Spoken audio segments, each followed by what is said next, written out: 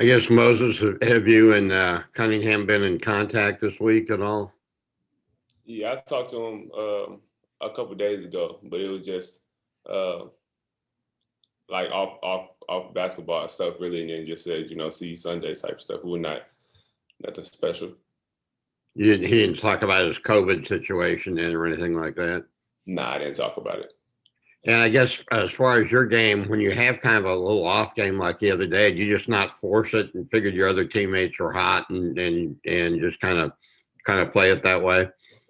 Yeah, I mean, my game is um, just in the flow of the game. So sometimes it doesn't swing that way. So just just still do what you got to do to come out with the win, and that's what we did. Thank you. Alyssa.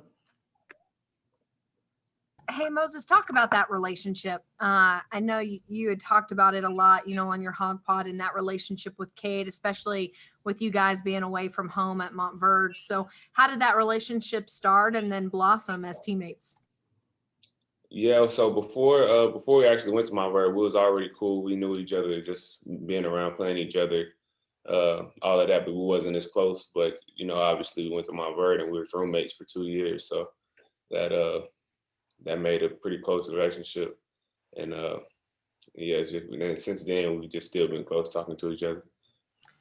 How have you guys kind of supported each other? Obviously, he's projected to be a #1 pick in the NBA draft. You've got high projections as well. But as you two support each other in your basketball careers on and off the floor.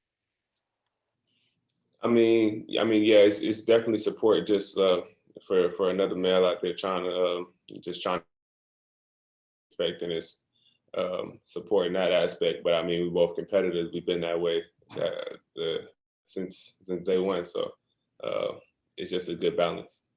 And last one from me. I mean, you've played with him for so long. What do you think it's going to be like, hopefully being able to play against him on Saturday? Yeah, given that I played with him so long, that's a lot of practice and that's a lot of times we play against each other more than we play with each other. Given that we're always in practice going at each other and all type of stuff like that. Jacob from the Oklahoman. Moses, I'm kind of curious more about Cade at Montverde. How did you see him kind of grow back then as a player? Well, really, I think just with everybody and with him, like being in that situation that we were at Montverde, just people just trying to find out what your role is. Because I mean, he averaged, like coming in last year, I think EYBL, he was MVP, so he averaged like 25 a game. But then coming back to Montverde, playing with the team we had, ended up averaging like 11, 12 a game. And I mean, I did too. Scotty, Dayron, we all just was able to just find a way to win, and that's what it was, just sacrificing for the greater good of the team. What kind of coach is Coach Boyle there? I mean, he's a basketball guru. He's you see how many pros and how many top picks he's had. I've heard him be called the kingmaker, this and that. He's just a basketball mind. You can't sit there and have much of a conversation with him without it coming back to basketball at some point. He just loves the game, and you can feel it. And finally, for me, how good was this team last year at Montverde that you guys had together with Cade and you and everybody else? Yeah, I think it was a great team, and even more than a lot of people actually even know. We're starting to see this year. The younger guys that didn't even play as much. I mean, they still undefeated this year. So those were the guys that was on our bench last year that was waiting on their turn, that stepped up when we needed them to. And like we had the starting five was what it was, but we was deep too. So yeah, it was a great team. Awesome, thanks. Bob Holt. Hey Moses, how you doing? I'm trying to remember when this game got announced. I guess it was sometime in the summer. Ever since then, I think a lot of people talked about you and Cade going against each other, or your teams at least. What's kind of been your level of excitement or anticipation for this game since it first got announced? Yeah, I mean, it's a cool matchup to have. It's a great game to have on the schedule. But when it comes down to it, we in college now. It's not AAU basketball when it's the two players matched up, just going one-on-one. We in college systems now. It's more organized, so it's more about the win than the matchup.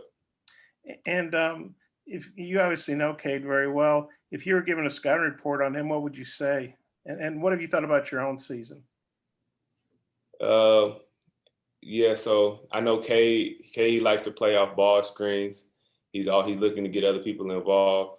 I mean, I'm really starting a scouting report for like him at Oklahoma State, because like I've said, he's able to find different ways to play given the team that he's on. So the team that the Cade that I've been playing with is more get other people involved first, because he was the point guard, not needed as the number one scorer all the time, this and that. But at Oklahoma State, I assume that he is. So I'm just gonna have to reevaluate and see what he's been doing thus far in the season. And yeah, I mean, I think the season been going pretty good. We made it back above 500 the other day. So yeah, I think it's been a pretty good season so far given the circumstances. And I know Cade hadn't played the last couple of games, but he's been on the bench. So he's obviously out of the COVID protocols. Do you expect him to play? Yeah, I do. Yeah. And I just got one more. Yes, I think this is the 8th year of the SEC Big 12 Challenge. How big a deal is that for you guys? You're kind of, you're playing for yourselves, but you're also playing for the conference pride, all that, bragging rights. Yeah, I mean, yeah, that's what it is. We got the SEC on our backs almost, so we just representing for our conference. And then given that Oklahoma State have been having a good year, so that makes it even better for us and make it a bigger win when we knock them off. So. Okay, is that a prediction? Yes, sir. Okay, thanks. Rich from ESPN. Hey, Moses. I promise not too many more questions about Cade, but you mentioned how you were roommates for 2 years. What kind of a roommate was he? Like, was he a messy guy? Was he a neat guy? Did you have to clean up after him? Nah, he was a pretty neat guy. So we just stayed on our side. Well, matter of fact, I say we stayed on our sides, but my junior year, our room was, I couldn't tell you how small it was. So our beds was like this far away from each other. So it wasn't much of size we could have. We wake up in the morning and if we happen to be looking in the same direction, it's like we wake up eye to eye. It was a pretty tough situation for that year at least. So, but yeah, for the most part, we stayed out each other's way as much as possible. Just being roommates, how that could be. But that was my guy, that was my dog. And we was roommates and classmates and teammates, so it was just 24/7. What'd you all do together? Like, if you had downtime? We played a lot of ping. We had a ping pong table in the rec room. So coming in, we both were terrible. We were just in there just hitting it back and forth, not knowing what we was doing. But by the time we left, I'm talking we professionals now. We running through everybody on campus. Who would win? I had to hold it. I figured that was the answer. All right, thanks, man. Appreciate it. Scotty. Hey, Moses, I just wanted to get your thoughts on JD's game last night and how important it was for him to get going after a stretch where I think he scored 12 points and kind of struggled with his shot over, I think, 3 games. Yeah, I mean, it was great to see him get back to doing what he really can do, and just him letting the game come to him and just having a good performance when we needed it. Hutch. Yeah, Moses, having played with Cade for so long and gone up against him in practice, does that kind of give you an advantage at all because you know how he plays, or is it different because he's got a different role at Oklahoma State?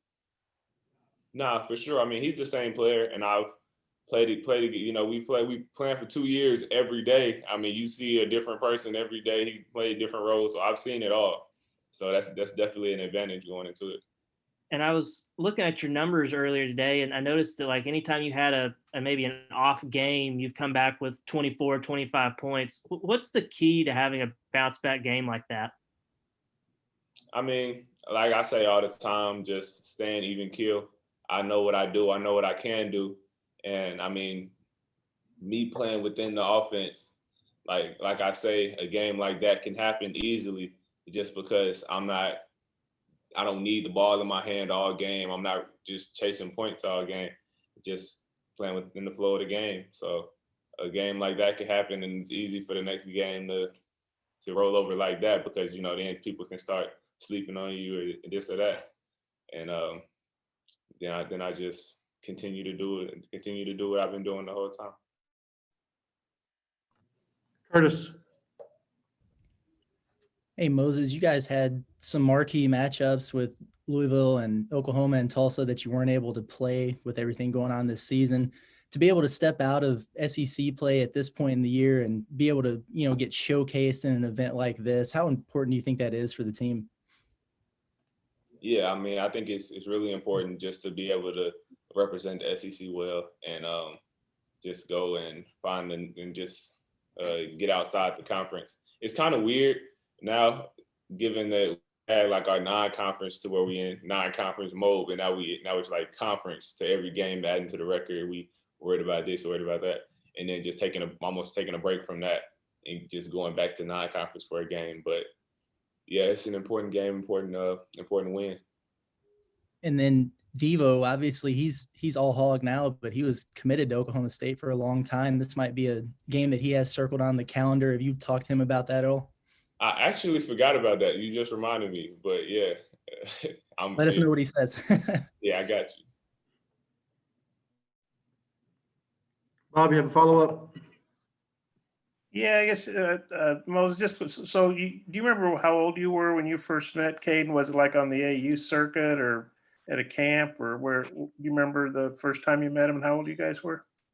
First time I met Cade was probably, I think it was at a Pangos event. It might have been around 7th, 8th grade, somewhere around there. I'm not 100% sure. Back then, were you guys talking about being big time college play, NBA picks, or when did it hit you that, hey, I'm pretty good, he's pretty good? I mean, really, I mean, at that point we was both highly rated and everything, but we wasn't really that cool back then. We really got cool when we found out that we was both going to Montverde. So then we started communicating before we actually got on campus. So that's when that relationship really started, more than when we were younger.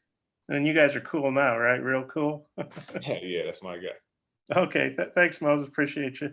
No problem. Randy, final question.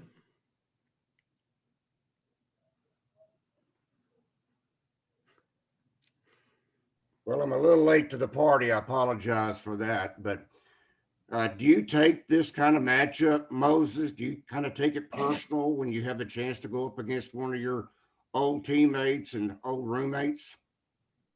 Yeah, I definitely take it personal, just locked in, dialed in, just wanting to win and wanting to have a good performance.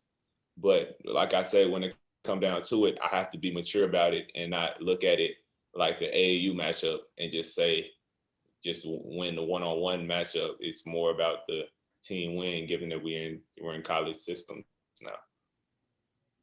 We played enough one-on-one games back in the day, I promise you. Okay, Moses, appreciate your time. Thank you very much.